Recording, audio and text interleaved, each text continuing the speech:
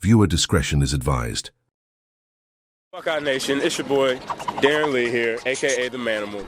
We were on our way out to go somewhere, and we were backing out, and we happened to look down there and saw these police cars and thought, oh my goodness, what's going on? Just after 1 o'clock Thursday afternoon, Hamilton County Sheriff's deputies were dispatched to a home on Snowcone Way in Ooltewah for a death investigation. Super Bowl champion, first-round NFL draft pick, national champion at Ohio State, and now charged with murdering his girlfriend, 29-year-old Gabriella Perpetuo. On February 5, 2026, first responders rushed to a quiet Tennessee home after reports of CPR in progress. What they found was a horrific crime scene. Gabriella dead from brutal injuries, and her boyfriend, former NFL linebacker Darron Lee, right there at the scene. But here's what's really disturbing. This didn't come out of nowhere. There were red flags, years of them, multiple women, multiple arrests, and the system kept giving him chances. So how did we get here? Stick around, because what you're about to hear, it's a case study in how domestic violence escalates when nobody intervenes. And if you've heard about this case before, trust me, there are details in here that most people missed. Real quick, if you care about shining a light on stories like this, about making sure these victims aren't forgotten and that we learn from these tragedies, hit that like button. It genuinely helps us bring more attention to cases that need to be told. Seriously, it takes 2 seconds, and it helps prevent these stories from being buried.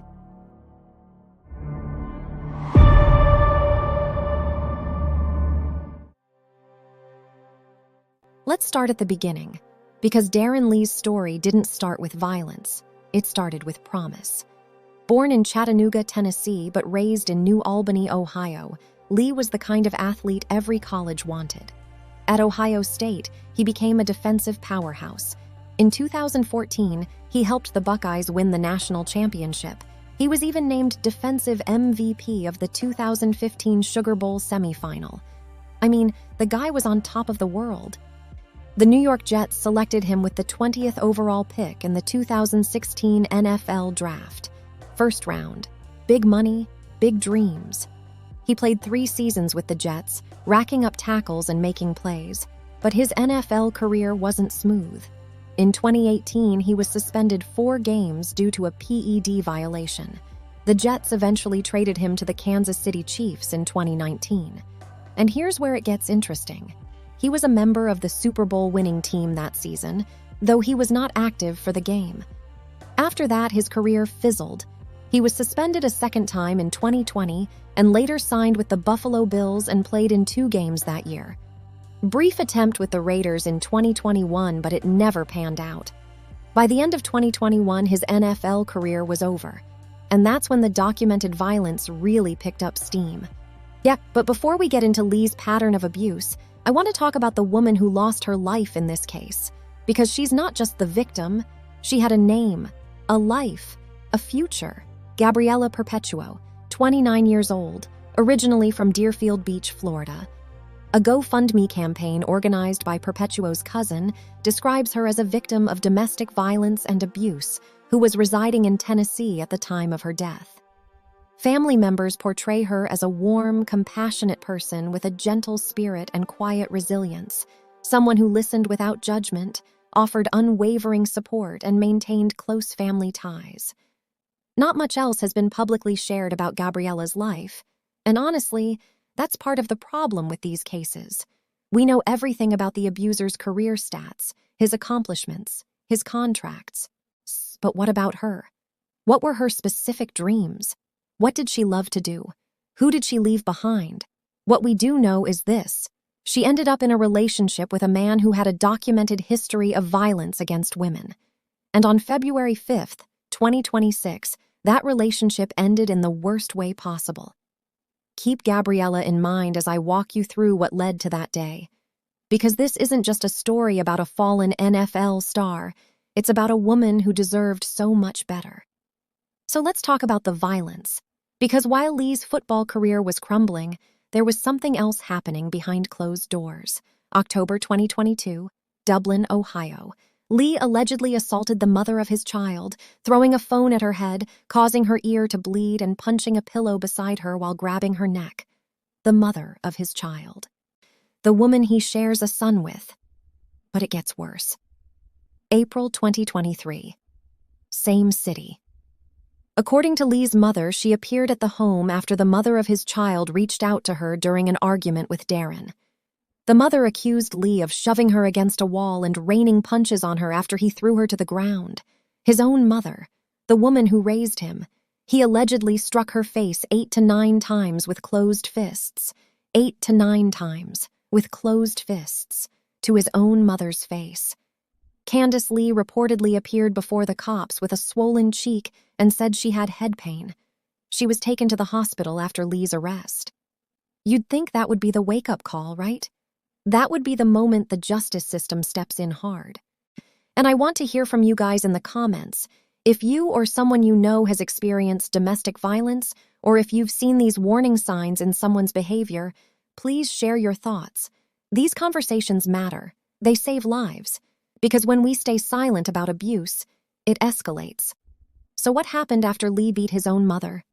In February 2025, Lee reached a plea deal related to previous domestic violence and assault charges in Ohio. Multiple sources confirm he received a shockingly lenient sentence. He reached a plea agreement, which included a 1-day jail sentence. 1 day. For assaulting his mother. For assaulting the mother of his child. For a pattern of documented violence. And here's the kicker. At the time of his 2026 arrest, Darron Lee was on probation until 2027 following that 2025 plea deal. So he was supposed to be monitored, supposed to be on his best behavior. But instead, the violence continued. Thank you for watching. A former NFL player is charged with murdering a woman in Ooltewah last week. The suspect is identified as Darron Lee. Last night, the family identified the victim as Gabriella Carvalho Perpétuo. February 5th, 2026, Ooltewah, Tennessee. A small community, quiet neighborhood. This is the day Gabriella's life ended. Deputies were dispatched to a residence at the 7,500 block of Snow Cone Way to a report of CPR in progress. When first responders arrived, they say they located a female victim and attempted life-saving measures. However, it was determined she was deceased. Now here's where the details get absolutely chilling. Lee told deputies he found the woman unconscious on the couch and believed she may have fallen in the shower. Fallen in the shower. That was his story, but investigators weren't buying it. And here's why. Deputies with the Hamilton County Sheriff's Office say they found blood spatter on the walls and flooring in multiple locations, as well as broken glass scattered across the kitchen area. Multiple locations, not just the bathroom where she supposedly fell. There were no signs of forced entry. Detectives used a forensic team to analyze the scene, which found blood stains but no visible blood. The arrest report says these findings indicate an attempt to remove, alter, or conceal evidence related to the crime. Think about that. Blood cleaned up. Evidence tampered with. The affidavit says forensic testing showed blood had been cleaned from several areas of the home, suggesting an attempt to conceal evidence. And Lee himself. During the investigation, officers noticed cuts on Lee's hands, injuries to his face, and wounds on his chest.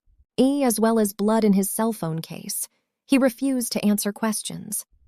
Before I tell you what they found during the autopsy, if you want to stay updated on cases like this, cases where the system failed and we need to learn from what went wrong, please subscribe. We cover these stories to honor the victims and to educate people about the warning signs. Your subscription genuinely matters. We obtained an affidavit that detailed much more of the incident that occurred leading to that arrest, and we have learned more about the victim in this case. Had no indication whatsoever that somebody was living there.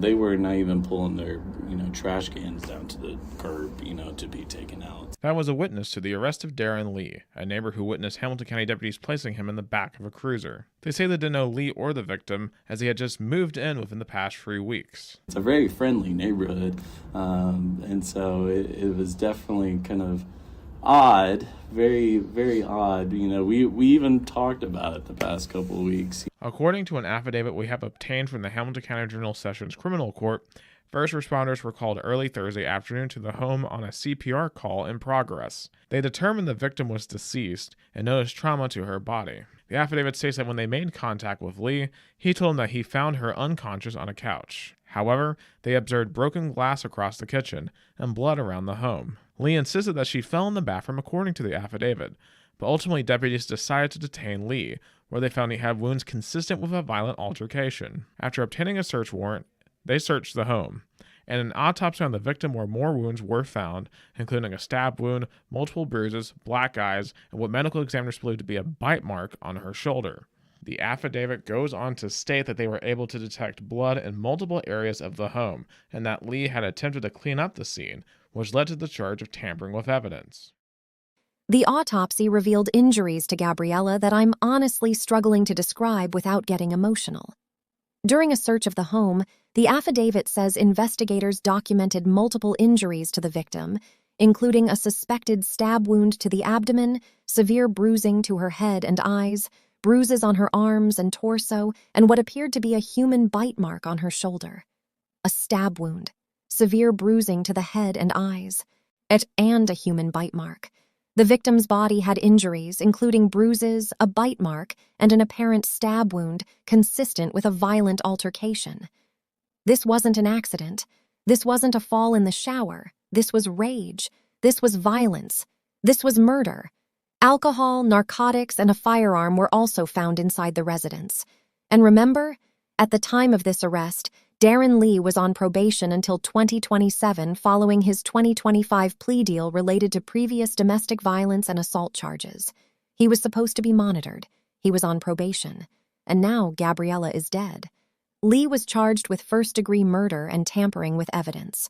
He is being held without bond and has a court date set for February 11th. Now here's something most coverage of this case glossed over. The patterns were there way before the documented arrests. Lee's pattern of behavior with respect to women has been troubling.